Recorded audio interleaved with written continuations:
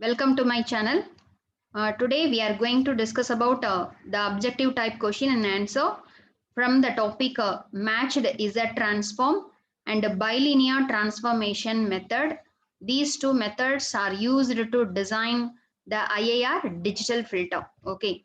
Already we discussed in the previous video the two methods we discussed in order to convert the analog IIR filter into digital filter. One is approximation of derivative and another one is the impulse invariant method. So these are all the two methods, other two methods in order to design the IIR digital filter. So we'll see the question.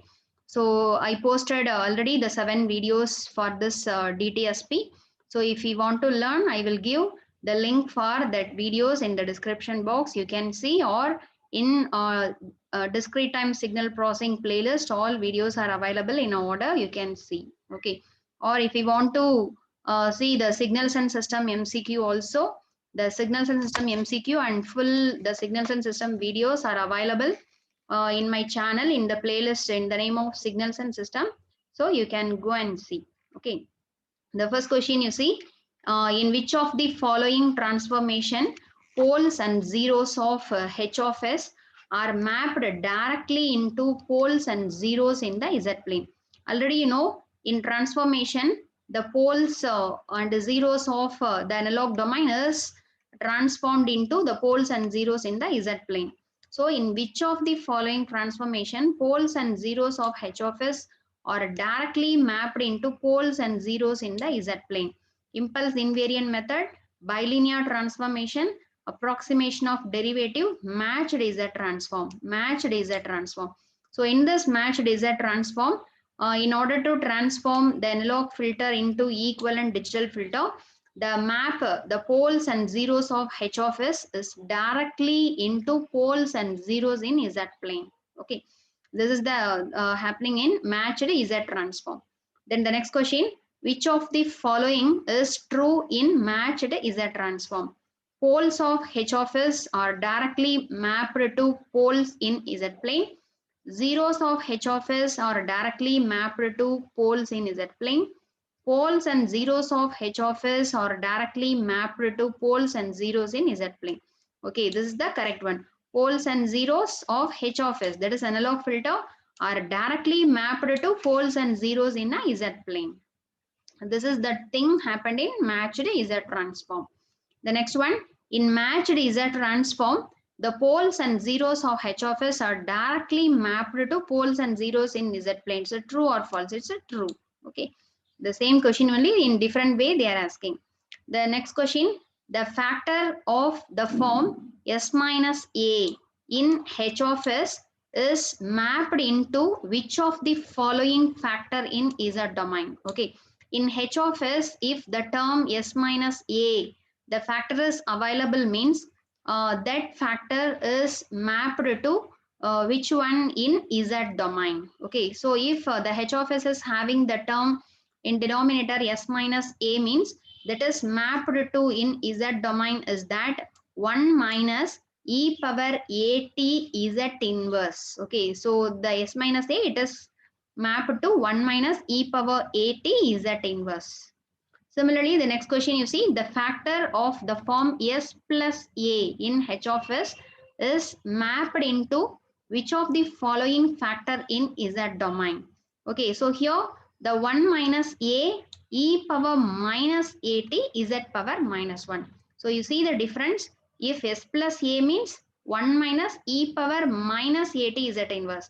In the previous question, S minus A means 1 minus e power plus at Z inverse. Okay, so that poles are mapped in Z plane like that.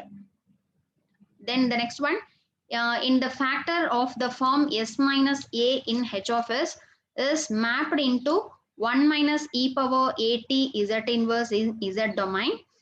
Then that kind of transformation is called as dash. The S minus A in analog filter is mapped to 1 minus at into Z inverse in Z domain. This type of transformation, it is called as a matched Z transform. Okay, where the T is the sampling interval. Then the each factor, the S minus A in H of S is mapped to 1 minus e power at Z inverse in S domain. So this mapping is called as matched Z transform. Then the next thing, the poles obtained from matched Z transform are identical to poles obtained from which of the following transformation. So the poles obtained from, okay, so in this matched Z transform method, we are calculating some pole. That poles are identical to poles obtained from which of the following transformation. Bilinear transformation, impulse invariant method, approximation of derivative, none of the mentioned. Impulse invariant. So the poles obtained in matched Z transform is also identical to the poles obtained by the method impulse invariant method. In this two method, the poles are identical. The next one, the zero position obtained from the matched Z transform and impulse invariant method are not same. It's a true only.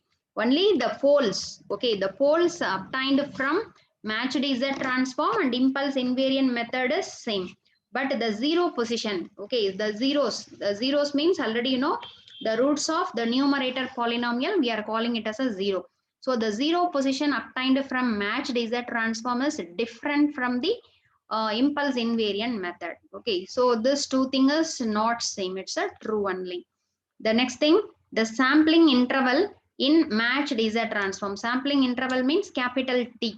The sampling interval in matched Z transform must be properly selected to yield the pole and zero location at the equivalent position in Z plane. It's a true. Okay, so in order to locate poles and zeros in a Z plane properly, we have to select the sampling interval capital T in a correct manner. We have to select the sampling interval in a proper manner in a matched Z transform. Okay. The next thing, what should be the value of sampling interval T to avoid aliasing? Okay, so in order to avoid the aliasing problem happened in the design of digital filter. So what about the value of T? Okay, the T value is 0, sufficiently large, sufficiently small, none of the mention. So the sampling interval value, it should be very sufficiently small. Okay, aliasing in this matched Z transformation can be avoided by selecting the sampling interval T. It is sufficiently small. Okay, this is the condition for T in order to avoid the aliasing in matched Z transform. Okay, the next thing, the frequency warping is referred as, okay, the frequency warping, it is used in bilinear transformation method.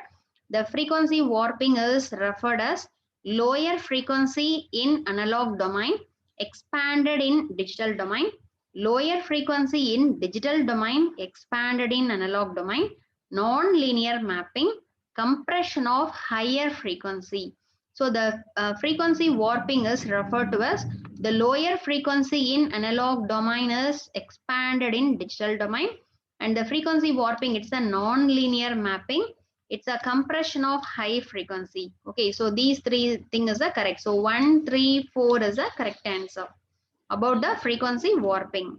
Okay, the next thing, the transformation technique in which there is one-to-one mapping from S domain to Z domain is dash. Okay, the transformation. So we studied the 4 different transformation: approximation of derivative, impulse invariant method, bilinear transformation, and so on. Okay, backward difference method and so on. So in this, in which one-to-one mapping from S domain to Z domain. That is one-to-one mapping means the pole, one pole in S domain is converted into the particular pole in Z domain.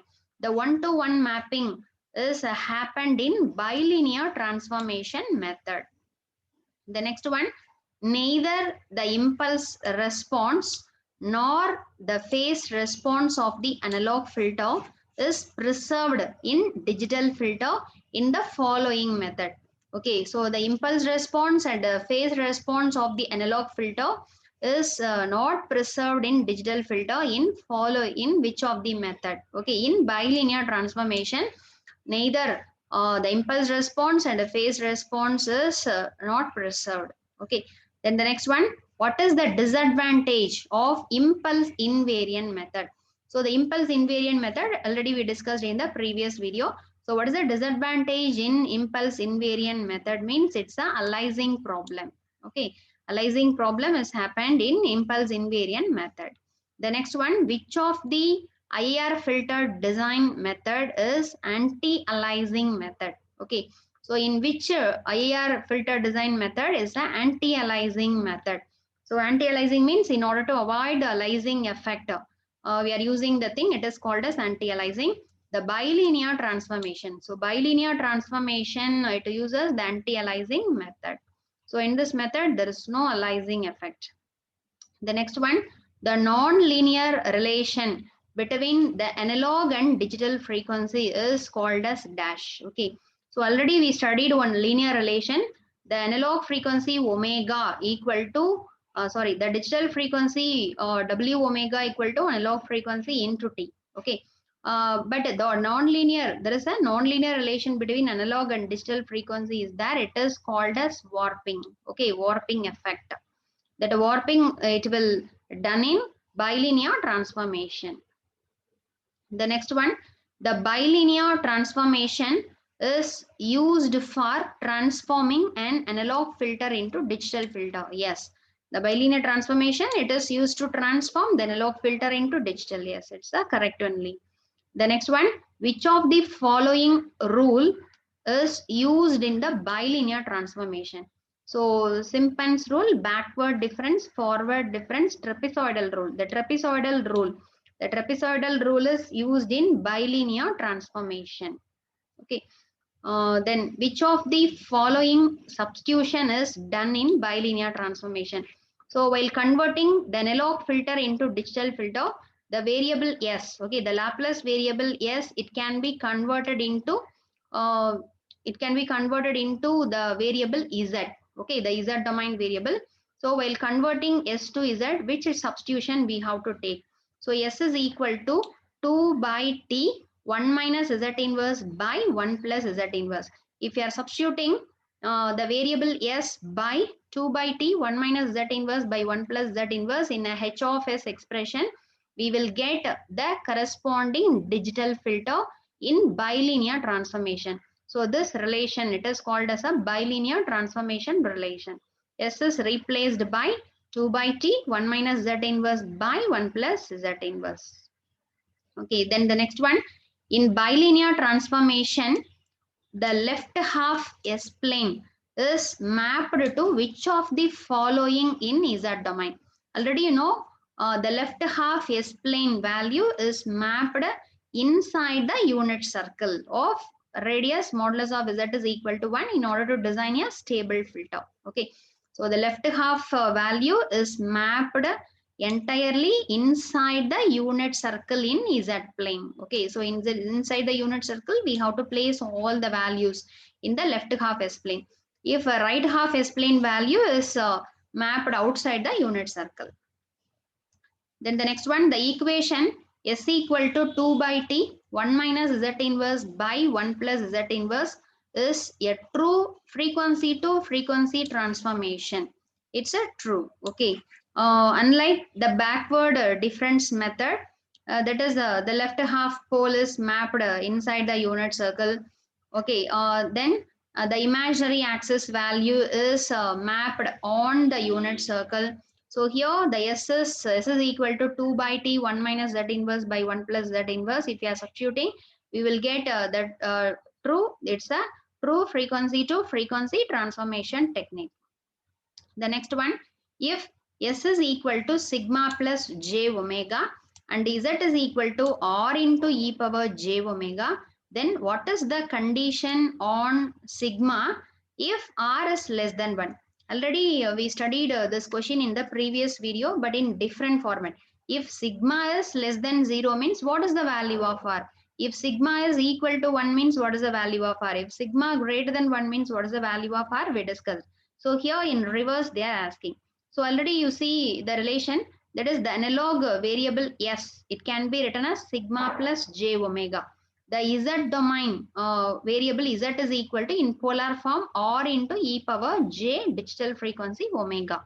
Okay, so here for which value of sigma, okay, for which value of sigma, this radius r, it should be less than 1. Okay, if the radius r less than 1 means what about the value of sigma? It is a question. Okay, so the answer is that the sigma value, it should be less than 0. If the sigma less than 0 means the radius r, it should be less than 1. Okay, there is the condition.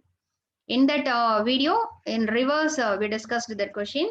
If sigma less than 0 means what is the radius r? The r value, it should be less than 1. Similarly, if S is equal to sigma plus j omega, r equal to r into e power j omega, and the radius r equal to 1, then which of the following inference is correct? So here you see the radius r, it should be equal to 1. So what is the meaning? R is equal to 1 means the imaginary axis in the S plane is mapped to the circle. Okay, the imaginary axis value, imaginary, if the poles are located in the imaginary axis means that the values are mapped on the unit circle.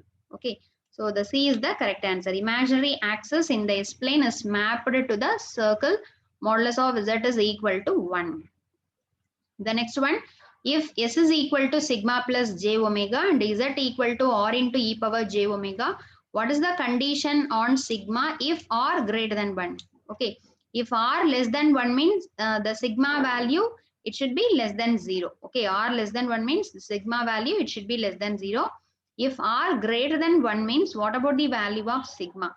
So the sigma value, it should be greater than 0. Okay, this is the condition.